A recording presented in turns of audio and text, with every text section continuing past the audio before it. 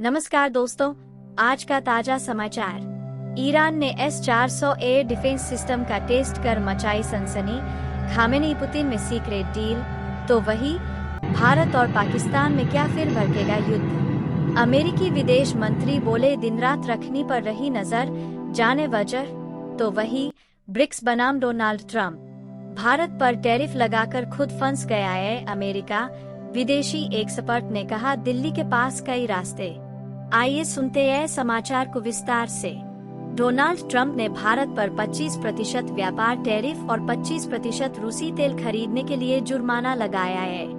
यानी भारतीय सामानों पर अमेरिका का टैरिफ अब 50% हो गया है। अगर 27 अगस्त को रूसी तेल के लिए 25% जुर्माना नहीं हटाया जाता है तो भारत वो इकलौता देश होगा जिस पर सबसे ज्यादा अमेरिकी टैरिफ होगा।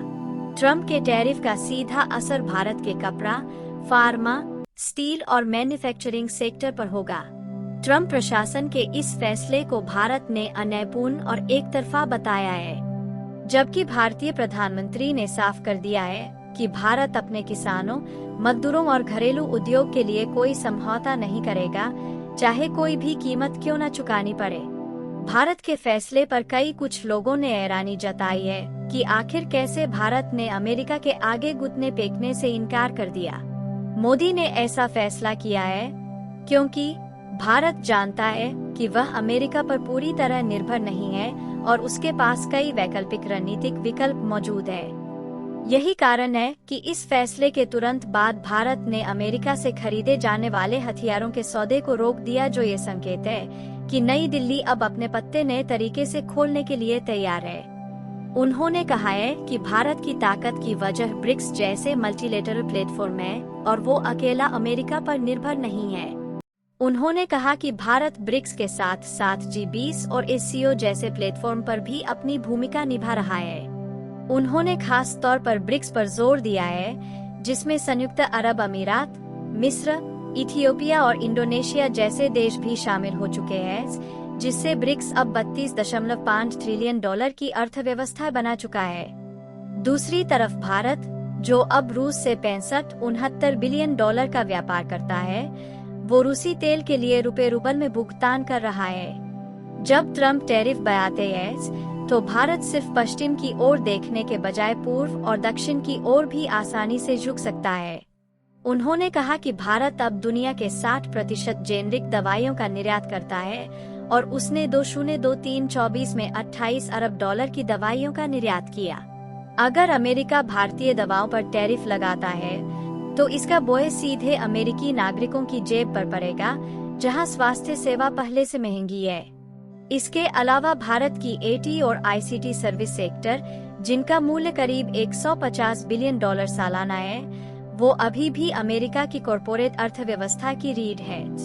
तो फिर डोनाल्ड ट्रंप कैसे भारत पर टैरिफ लगाकर फायदे में रह सकते हैं? इस लिहाज से डोनाल्ड ट्रंप का टैरिफ वार उल्टा असर डाल सकता है और अमेरिकी कंपनियों की लागत बढ़ेगी और भारत के AT टैलेंट को लेकर अनिश्चितता पैदा होगी।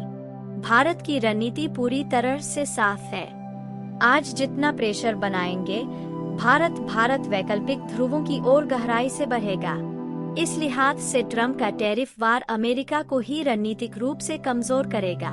तो वही दूसरी तरफ अमेरिका के विदेश मंत्री मार्को रूबियो ने कहा है कि भारत पाकिस्तान के बीच सीजफायर बहुत मजबूत नहीं है और इसके टूटने का डर बना हुआ है। रूबियो का दावा है कि वॉशिंगटन ने भारत और पाकिस्तान के बीच की स्थिति पर दैनिक आधार पर नजर रखी हुई है। रूबियो का कहना है कि भारत पाक दुनिया के उन संवेदनशील क्षेत्रों में शामिल है जहां तनाव बना हुआ है। ऐसे में अमेरिका की नजर दोनों देशों के संबंधों पर है ताकि शांति कायम रह सके। किसी सीजफायर को बनाए रखना एक चुनौती होता है। भारत पाक के मामले में भी ये बड़ी चुनौती है। भारत और पाकिस्तान के बीच 7 से 10 मई तक भीषण सैन्य संघर्ष देखने को मिला था। पहलगाम आतंकी अटैक के बाद भारत ने ऑपरेशन सिंदूर लॉन्च करते हुए पाकिस्तान में कम से कम 9 आतंकी ठिकानों पर हवाई हमले किए थे। इसके बाद दोनों देशों में संघर्ष छिड़ गया था। 4 दिन के संघर्ष के बाद 10 मई को दोनों देश सीजफायर पर राजी हुए थे। तो वही दूसरी तरफ ईरान ने रूसी S-400 एयर डिफेंस का कामयाब टेस्ट कर इजरायल को बेचैन कर दिया है। रिपोर्ट्स के मुताबिक ईरान ने 26 जुलाई को पहली बार रूसी S-400 एयर डिफेंस सिस्टम का परीक्षण किया है। ये टेस्ट ईरान ने अपने इस्फहान शहर के पास किया है और ये वही इलाका है जहां इजरायली एयरफोर्स ने जून महीने में युद्ध के दौरान S-300 एयर डिफेंस सिस्टम को तबाह कर दिया था। जून महीने के युद्ध में इजरायल ने ईरान के करीब सभी एयर डिफेंस को या तो तबाह कर दिए थे और गंभीर नुकसान पहुंचाया था। उसके बाद से ही ईरानी आकाश बिना किसी सुरक्षा के था। सैटेलाइट तस्वीरों के आधार पर ओपन सोर्स इंटेलिजेंस की तरफ से पुष्टि की गई है कि ईरान ने इस्फहान में S-400 ट्रायम्फ का टेस्ट किया है। डिफेंस सिक्योरिटी एशिया वेबसाइट ने अपनी रिपोर्ट में कहा है कि ईरानी S-400 एयर डिफेंस सिस्टम में 91 N6E acquisition radar, 92 N6E engagement radar, central command and control unit और कई 5P-85 TE-2 transporter erector launcher शामिल थे।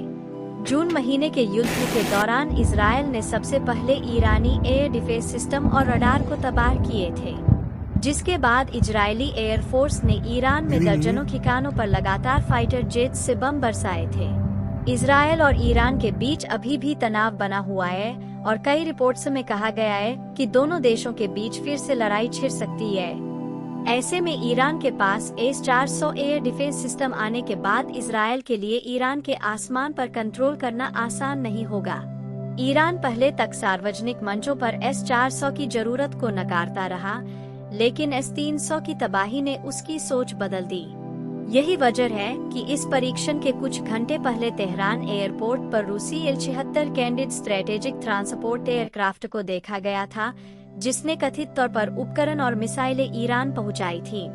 इस्फहान शहर के नागरिकों ने 26 जुलाई से पहले लगातार भारी सैन्य गतिविधियां देखी थी और रात के वक्त तेज रडार बीम, सैन्य वाहनों की आवाजाही और भारी संख्या में सैनिकों को देखा था।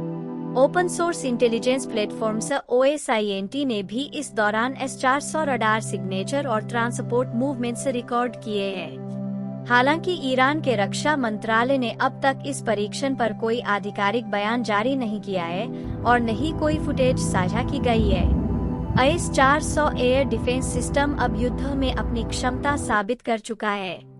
मई महीने में भारत की सुरक्षा में भी S-400 ने काफी अहम भूमिका निभाई थी और 314 किलोमीटर की दूरी से पाकिस्तानी अवाक्स को मारकर वर्ल्ड रिकॉर्ड बनाया था। रूस का दावा है कि S-400 अमेरिका के F-35 स्टील फाइटर जेट को भी मार गिरा सकता है, लेकिन अभी तक टेस्ट नहीं हो पाया है। लेकिन S-400 अभी दुनिया के सबसे एडवांस एयर डिफेंस सिस्टम में से एक है, जिसका इस्तेमाल रूस और भारत के अलावा चीन और तुर्की भी करते हैं। ये एक साथ 80 टारगेट को ट्रैक कर सकता है, स्टील्थ फाइटर जेट की पहचान कर सकता है और बैलिस्टिक मिसाइलों को भी मार गिरा सकता है। आपको क्या लगता है, कमेंट करके जरूर बताएं तथा मेरे चैनल को लाइक सब्सक्राइब जरूर करें ताकि मेरे टीम का मनोबल बने रहे। आपका सहयोग मेरे लिए सौभाग्य की बात है। धन्यवाद।